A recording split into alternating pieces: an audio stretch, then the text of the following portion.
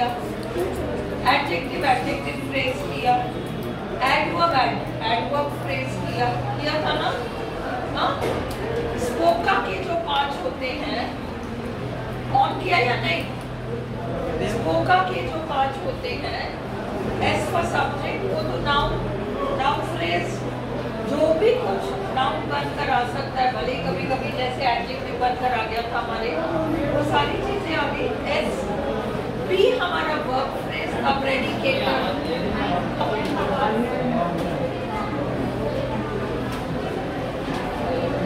P हमारा predicator था, है ना, वर्ब फ्रेज। और ओ जो हमारा था, वो हमेशा नाउन नहीं होता है, ऑब्जेक्ट हमेशा नाउन होता है। तो हमने नाउन और नाउन फ्रेजेस तो कर ही लिए, ओ हो गया।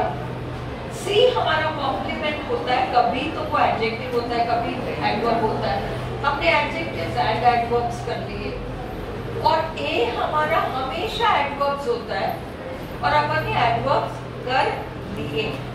वो अलग बात है कि अब हम सेंटेंसेस में स्पोका को प्रैक्टिस कर सकते हैं। पुराने लोग कम से कम आप प्रैक्टिस कर सकते हो, है ना। तो ए एक्चुअली क्या है वो हम देख रहे हैं। हमने मोटा मोटा देखा कि एडवर्ब्स, पर ये भी नहीं है, उनको एक अलग नाम दिया गया है, एडवर्बियल एडजंक्ट्स। तो वो अलग से नाम क्यों दिया है, हमको ये समझना है। एडजंक्ट्स उस तरह के एडवर्ब्स हैं जिनको की वाक्य में होना कंपल्सरी नहीं है। उस तरह के एडवर्ब्स जिनका की वाक्य में होना अनिवार्य नहीं है। हो तो हो, नहीं हो तो कोई बात नहीं, हो तो वो कुछ एक्स्ट्रा तुम्हें इंफॉर्मेशन देंगे, कुछ एक्स्ट्रा इंफॉर्मेशन जरूर देंगे, है ना। सपोज मैं कहूं she regularly comes here, she regularly comes here, she comes here में मेरा सेंटेंस पूरा हो गया। रेगुलरली तो मैंने बीच में डाला है, that becomes an adjunct. She comes here. अगर मैं कहूँ she comes तो थोड़ा आधा अधूरा सा रह जाता है काम। She comes here, पूरा सा लग रहा है, बट वो रेगुलरली यहाँ आती है, वो एडिशनल इंफॉर्मेशन है, रेगुलरली, है ना। I get up at 6 o'clock. I get up at 6 o'clock. ठीक है, I get up at 6 o'clock, वो तो ठीक है। I generally get up at 6 o'clock. वो जनरली एक एडिशनल चीज है, usually get up at 6 o'clock। इस तरह के जो एक्स्ट्रा एडिशनल एलिमेंट्स होते हैं, जिनको कि आप क्लॉज यानी सेंटेंस, आप क्लॉज से उन्हें हटा दो तो सेंटेंस के सेंस में कोई डिस्टॉर्शन नहीं होगा, मतलब कोई अर्थ का अनर्थ नहीं हो जाएगा, डिस्टॉर्शन वो नहीं होगा। तो हम ऐसे शब्दों को, ऐसे फ्रेजेस को, ऐसे क्लॉजेस को, वो एक शब्द भी हो सकता है एडजंक्ट, वो 2-3 शब्द भी हो सकता है, वो आधा वाक्य भी हो सकता है, वो सब हम कल देखेंगे एग्जांपल्स में। आज केवल थ्योरी देख लो क्योंकि वो कागज में घर भूल है। सो थ्योरी, एडजंक्ट थ्योरी देख लो। An adjunct is a word or phrase that constitutes, जो निर्माण करता है, an optional element. Optional का मतलब चॉइस है, आप डालो तो डालो, ना डालो तो मत डालो।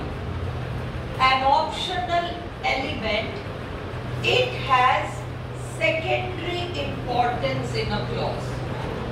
Clause का मतलब वाक्य, वाक्य में उसका सेकेंडरी इंपॉर्टेंस होता है, प्राइमरी इंपॉर्टेंस नहीं होता, प्रमुख नहीं होता, सेकेंडरी। ये ना भी हो तो चलेगा, उस प्रमुख का होना अनिवार्य है, सेकेंडरी का होना अनिवार्य नहीं होता। जब प्राइमरी है तो सेकेंडरी की आवश्यकता नहीं है। अंडरस्टूड? ये है। तो एडजंक्ट वो होता है जिसका कि लेवल 2 वाला इंपॉर्टेंस होता है, not level 1। Third, it is supplementary rather than an essential part. एक प्रकार का पूरक होता है, अर्थ को पूरा करने वाला, बट ये नहीं है कि बहुत जरूरी है, इसके बिना तो कुछ समझ में ही नहीं आ रहा, ऐसी चीज नहीं है। If it is removed or discarded, यदि उसे हटा दिया जाए, छोड़ ही दिया जाए, removed हटा देना, discarded बिल्कुल ही छोड़ दो आप उसको, it will not structurally impact the remainder of the sentence। ये जो words आते हैं ना, ये confusing हो जाते हैं, और इसमें भी तुम confuse नहीं होगे। जब ये सब कुछ आ जाता है इस तरीके की, तो और भी उलझ जाता है मामला, इसलिए इनको ढंग से देखा करो। तो अगर एक एडजंक्ट को क्लॉज में से या सेंटेंस में से हटा दिया जाए, तो स्ट्रक्चरली क्लॉज या वाक्य की जो बनावट है, वो जो बनावट है वही तो इम्पोर्टेंट है। लैंग्वेज में व्हाट इज इम्पोर्टेंट, भाषा में क्या इम्पोर्टेंट है, वो स्ट्रक्चर इम्पोर्टेंट है, क्योंकि वो स्ट्रक्चर एक अर्थ देता है। देखो मैं एक सेंटेंस बना रही हूँ, the cat is on the mat, बिल्ली चटाई पर, the cat is on the mat, ये एक स्ट्रक्चर है। Same words, the cat is on the mat, मैंने इसका स्ट्रक्चर बदल दिया और अब मैं बना रही हूँ the mat is on the cat. Same words, वही 6 शब्द हैं, स्ट्रक्चर बदल दिया मैंने, अर्थ पूरा बदल गया। अब वो अर्थ कभी कभी तो तुम अगर बहस करना चाहो तो तुम कह सकते हो क्या पता बिल्ली लेटी थी उसके ऊपर चटाई पड़ गई, वो सब तो तुम कह ही सकते हो, हम ये सारी बातें कर सकते हैं, बट तुम्हें भी समझ में आ रहा है कि कहीं गड़बड़ है। एक्चुअल तो होना चाहिए था cat is on the mat, और अपन ने बना दिया the mat is on the cat, तो कहीं स्ट्रक्चर को चेंज करते ही मीनिंग बदल जाता है, ये देख रहे हैं अपन। तो इसलिए ये जो है, इफ इट इज रिमूव्ड और discarded, it will not structurally impact the reminder of the sentence. Structure जो है वो डिस्टर्ब नहीं होता एडवर्ब को हटा देने से, एडजंक्ट को हटा देने से। Adjuncts are usually adverb phrases. अब ये कठिन है, इसको याद रखो और स्टार लगाओ, ये याद रखो, ये थ्योरी में ये फंसाएगा कि एडजंक्ट्स एक्चुअली क्या क्या हो सकते हैं। Adjuncts are usually adverb phrases, बिल्कुल एडवर्ब फ्रेज हो सकते हैं, है ना। फिर नाउन फ्रेजेस हो सकते हैं, बिल्कुल नाउन फ्रेजेस हो सकते हैं। कैसे? मैं कहती हूँ he came here last night। अब क्या हुआ? He came here, यहाँ तक तो ठीक है। Last night क्या है? बेसिकली last night क्या है? नाउन फ्रेज है, नाइट है और उसको प्री मॉडिफाई कर रहा है लास्ट, तो लास्ट नाइट तो नाउन फ्रेज है, पर यहाँ तो एडजंक्ट बन के आ गया, कब का जवाब दे रहा है, वो यहाँ आया कब? लास्ट नाइट, और लास्ट नाइट आपका नाउन फ्रेज है और वो नाउन फ्रेज एडजंक्ट बन के आ गया। अंडरस्टूड? तो एक एडजंक्ट एडवर्ब फ्रेज हो सकता है, बिल्कुल एडवर्ब फ्रेज तो हो ही सकता है, फ्रॉम, हियर, जहाँ, कहाँ, जहाँ, कब, इनका जवाब देने वाला, या फिर नाउन फ्रेज हो सकता है। अभी अपन ने देखा लास्ट नाइट, शुद्ध नाउन फ्रेज है। प्रेपोजिशनल फ्रेज हो सकता है, अगर मैं वही सेंटेंस बनाऊं, he came here in the morning, in preposition और उसके बाद द मॉर्निंग, तो इन द मॉर्निंग तो आपका प्रेपोजिशनल फ्रेज हो गया और वो एडजंक्ट है। he came here, काम खत्म। in the morning, additional है, extra है, that's an adjunct and that's a prepositional phrase। he came here last night, हाँ, तो ये आपका नाउन फ्रेज हो गया। और अगर मैं कहूँ he comes here very often, adverb phrase, very often adverb phrase लिख लो ताकि तुम्हें समझ में आए कि ये है क्या। लिखो पॉइंट नंबर 4 लिख के एग्जाम्पल लिखो, पॉइंट नंबर 4 और तुम एग्जाम्पल लिखो। Adjuncts are usually adverb phrases. Adjuncts are usually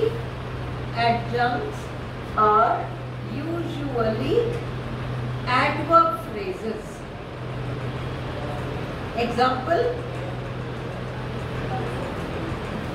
he comes here very often. Very often.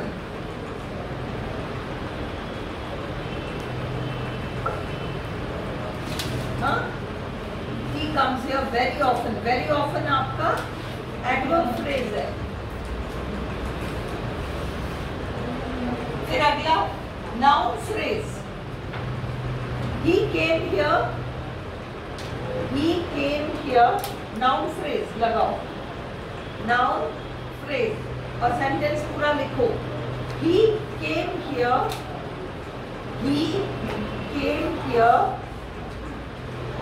last night.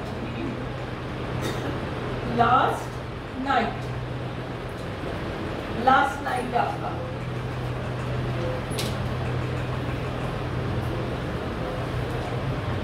फिर तीसरा prepositional phrases.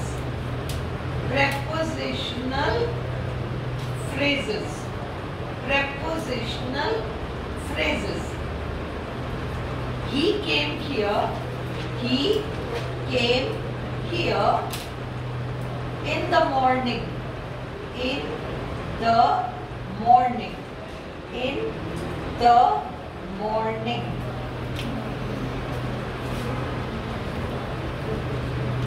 अगला single word adverbs.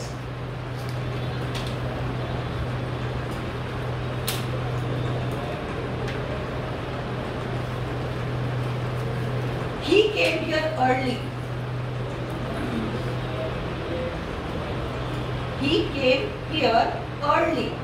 Early, late, soon, ये सारे single word adverbs हैं।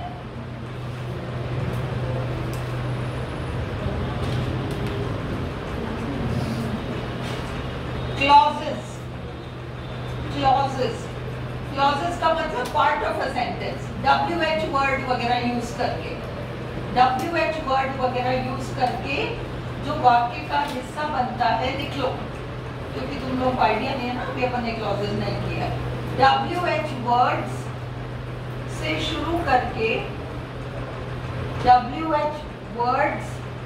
से शुरू करके जो इनकम्प्लीट सेंटेंसेस बनती हैं, इनकम्प्लीट sentences बनती हैं।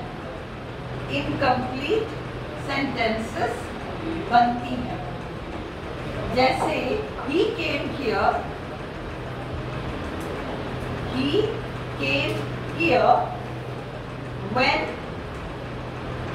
when she had already left. He came here when she had already left. Clear? हाँ? तो फिर अगला है हमारा more than one of them can occur in a single sentence या clause. एक ही सेंटेंस में एक से अधिक एडजंक्ट्स हो सकते हैं। कल हम एक्सरसाइज करेंगे एडजंक्ट्स को लेकर यहाँ, तब तुम्हें क्लियर हो जाएगा, है ना। एक से अधिक एडजंक्ट्स एक सेंटेंस में आ सकते हैं। आज मैं शीट छोड़ा ही करके, वैसे भी टाइम नहीं लिटरेचर करना है, तो ये हम कल करेंगे exercise.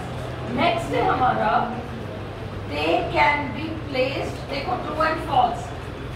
They can be placed in different positions within a clause. वाक्य के अंदर adjuncts अलग अलग पोजीशंस में आ सकते हैं. ग्रामर में 3 पोजीशंस होती हैं, क्लॉज इनिशियल, क्लॉज मीडियल और क्लॉज फाइनल. तो मतलब वाक्य के शुरू में, वाक्य के बीच में, वाक्य के अंत में.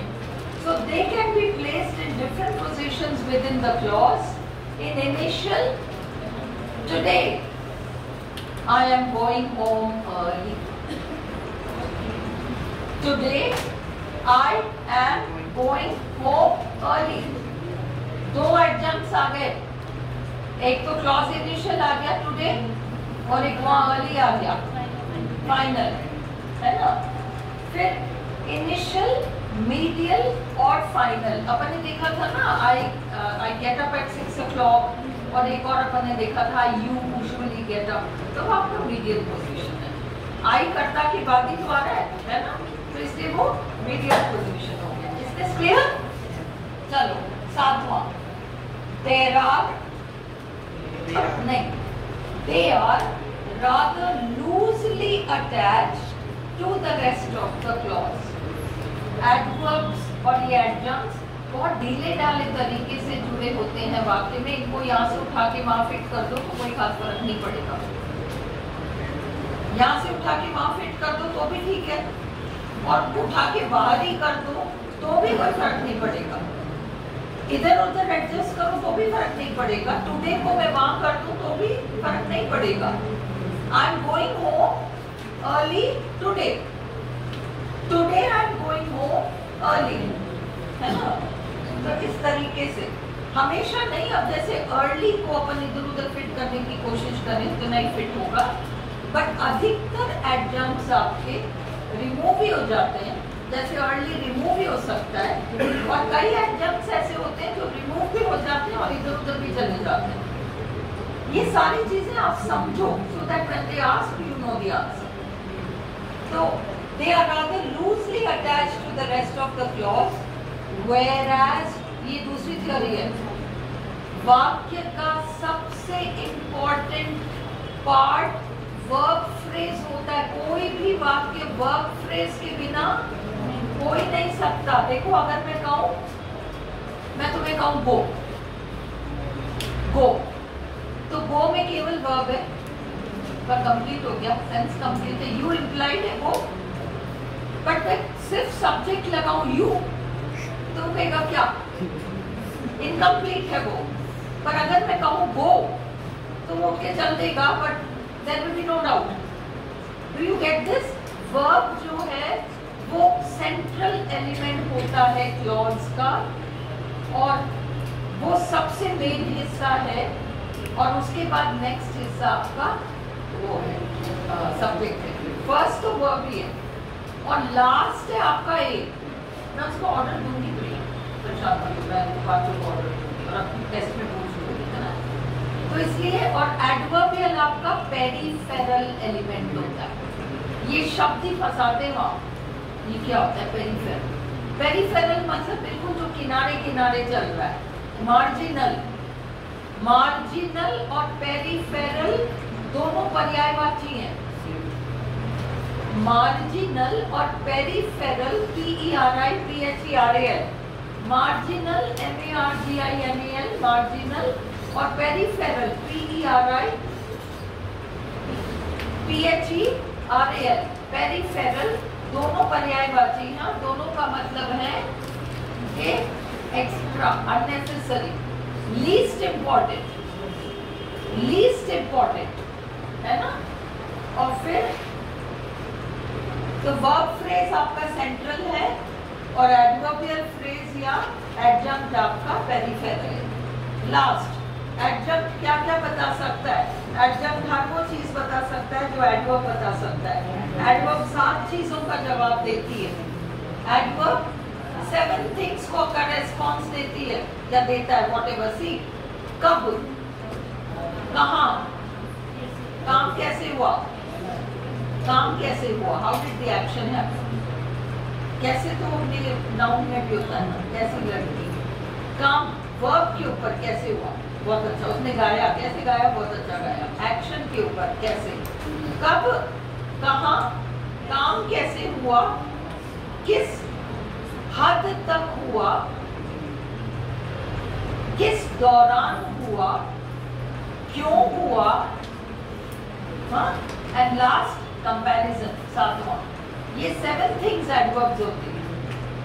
हाउ, वेयर, व्हेन, ये तो है how, where, when, okay, and then to what extent, to what degree, हाँ, yes, frequency, to what extent, degree है मतलब to what degree, frequency, frequency किस दौरान, कितने अंतराल में, फ्रीक्वेंसी, ओके, एंड फिर फॉर व्हाट रीजन, व्हाई, वो भी है, कारण है, एंड कंपैरिजन। अपन ने किया था ना, as tall as, he is not as tall as, वही तो करें क्या अपन, we did that।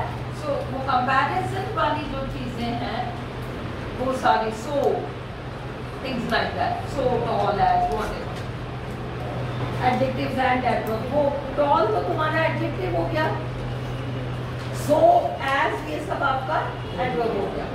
फिर ये adjunct को adverb से कैसे differentiate करेंगे? नहीं, they are all adverbs। RBSC आपसे ये नहीं पूछेगी, सेंटेंस देके ये नहीं पूछेगी कि ये क्या है, what is this, is this an adverb, is this an adjunct, ये नहीं पूछेगी। आपका तो आंसर ए है, which is adjunct। परंतु एडजंक्ट में, अब जैसे मैंने सेंटेंस बनाया, listen, I wake up, I usually wake up, वो ये यूजुअली, जनरली को तुमको ए बताना पड़ जाएगा वहाँ, ये है। इसलिए मैंने कहा स्पोकन इनकम्प्लीट है, spoken will have to wait, जब तक कि कंप्लीट नहीं होता मैं नहीं करा सकती। इसको कंप्लीट करा लो, फिर मैं क्विकली एक बार जो बेसिक्स हैं उसको रिपीट करा के आई गो टू स्पोकन।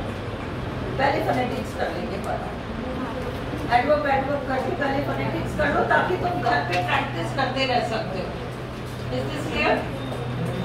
अब इसको बंद कर दें। हाँ,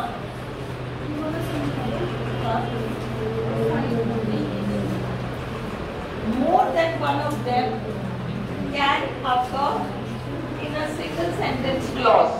ये सलोनी कल मैं जब एक एक्सरसाइज कराऊंगी ना, तब तुमको पता चलेगा। जैसे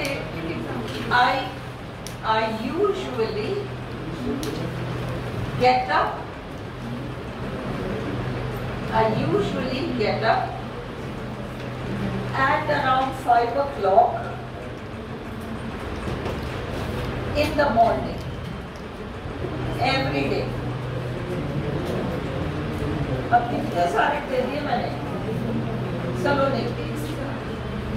I get up in the morning, I usually get up